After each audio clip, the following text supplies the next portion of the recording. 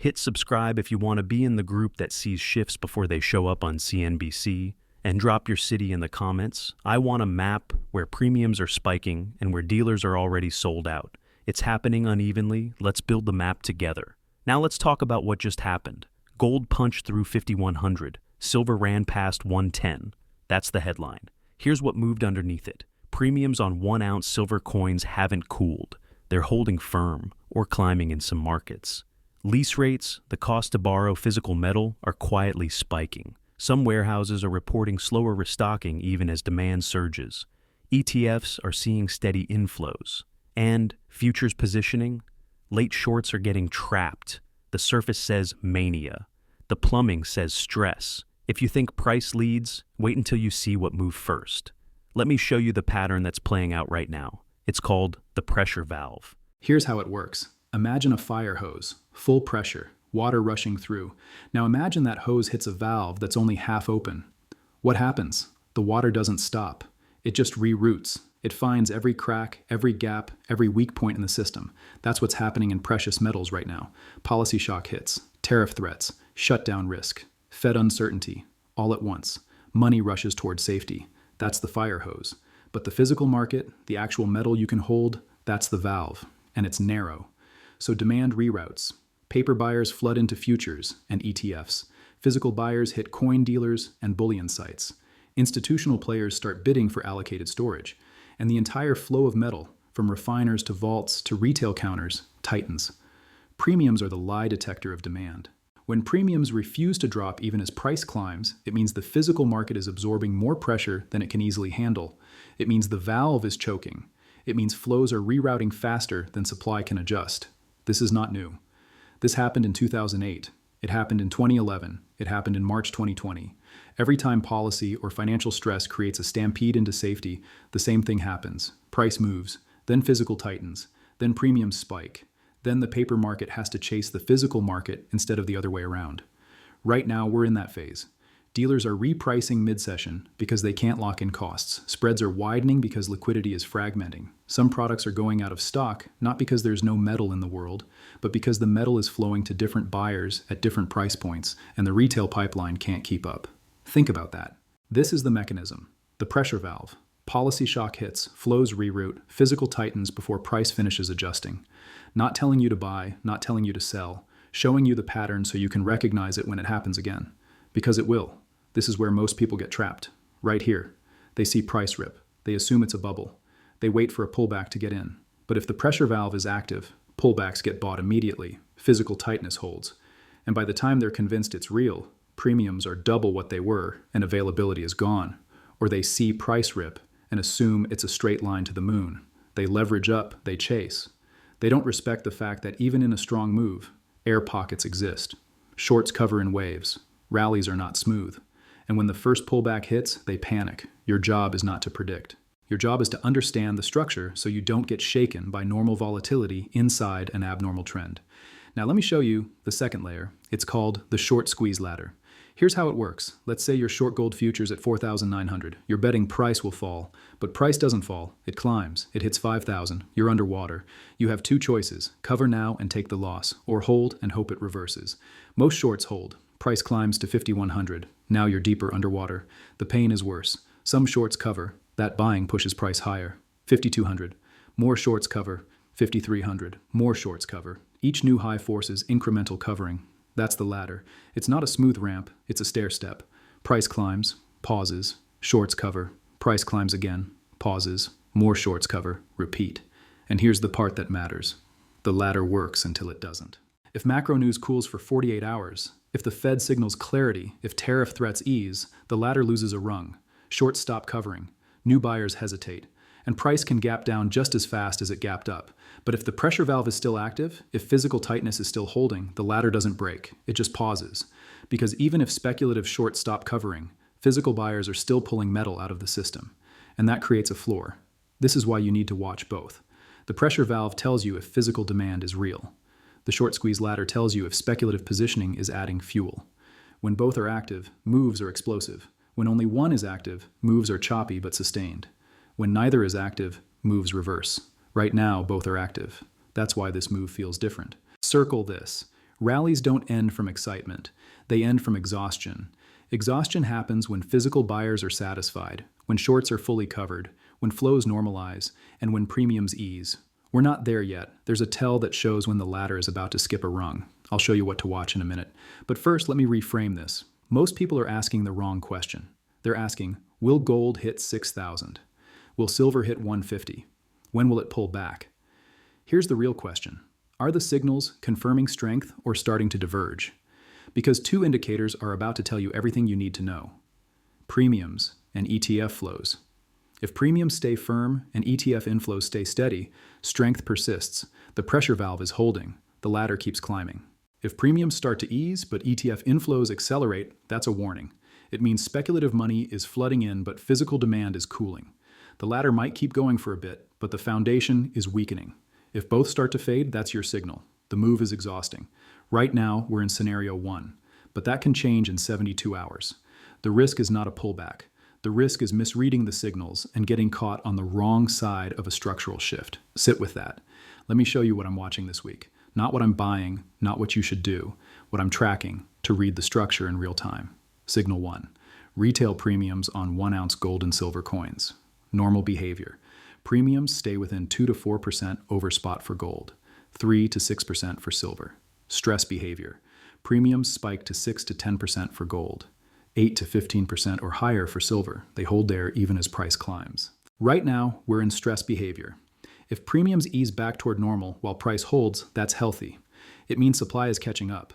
If premiums stay elevated or climb higher, that's confirmation. Physical demand is not slowing. Signal 2. Lease rates. This is the cost to borrow physical metal for 1 to 3 months. Normal behavior. Lease rates stay low, near zero or slightly negative. It means metal is easy to borrow, plenty of liquidity. Stress behavior. Lease rates spike positive. It means metal is tight. People are holding. Borrowing costs rise. Right now, lease rates are climbing. If they keep rising, it confirms tightness. If they ease, it signals the pressure valve is releasing. Signal 3.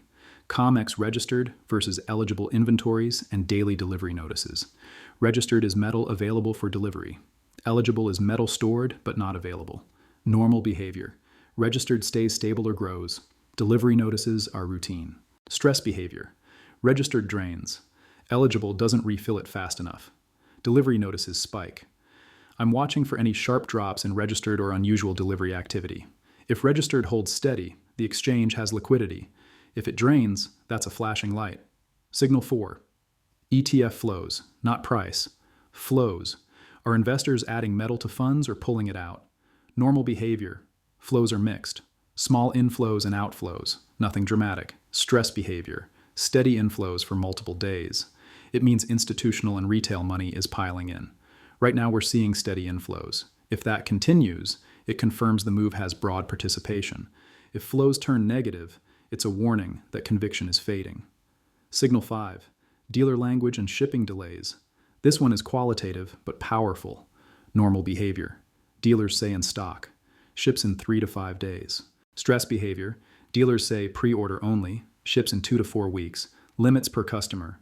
Repricing daily. Right now, some dealers are already shifting to stress language. If that spreads, it confirms the pressure valve is tightening across the retail pipeline. If it eases, it means supply is normalizing. Now let's talk scenarios. Scenario 1. Continuation. Premiums stay firm. ETF inflows stay steady. Lease rates stay elevated. Registered inventories hold or drain slowly. Dealer language stays cautious. In this scenario, strength persists. The pressure valve is active. The short squeeze ladder keeps climbing. Pullbacks are shallow and get bought quickly. Who benefits? Holders with conviction. People who size positions before the move and aren't forced to chase. Who struggles? Late chasers using leverage. People waiting for a perfect entry that never comes. Scenario 2. Cooling. Price chops sideways or pulls back 10 to 15%, but premiums don't collapse. Physical tightness holds. ETF flows stay positive. Lease rates ease slightly, but don't crash. In this scenario, you're looking at a coiled spring. The move pauses to digest gains. Speculative froth shakes out, but the underlying physical demand is still there. Who benefits? Patient accumulators, people who use pullbacks to add without panic. Who struggles? Weak hands who sell the dip thinking it's over. Scenario 3. Reversal risk. Premiums ease sharply. ETF flows turn negative. Lease rates drop. Dealer language normalizes. Registered inventories stabilize or grow. In this scenario, the pressure valve has released. The short squeeze ladder has exhausted. The move is done for now. Who benefits? People who took profits. People who stayed disciplined and didn't overextend. Who struggles? Late buyers at the top. Leveraged longs who didn't respect the risk.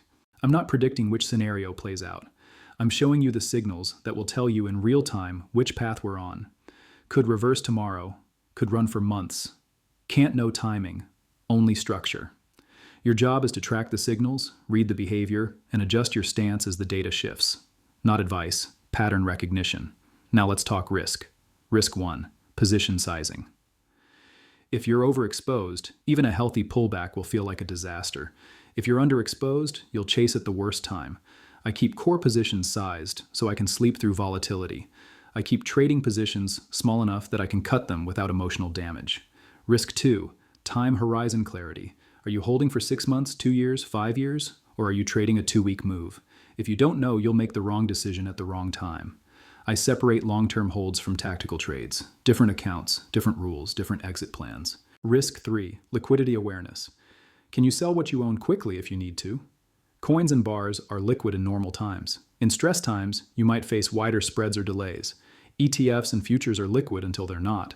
Flash crashes happen. I keep a portion in high liquidity vehicles. I keep a portion in physical. I accept the trade-offs. Risk 4, leverage discipline. Leverage turns wins into home runs and losses into wipeouts. I don't use leverage on core positions, ever. Only on small tactical trades with tight stops. If you're using leverage right now, ask yourself if you can survive a 20% drawdown in 48 hours.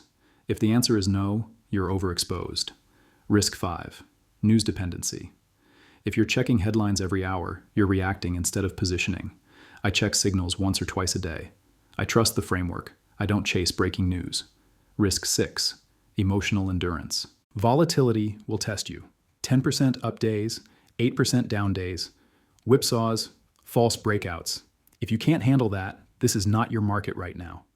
I've seen these patterns before. I know what normal volatility looks like inside abnormal trends. That's the only reason I can stay calm. Your job is to build that same muscle, not by ignoring risk, by naming it, sizing it, and managing it.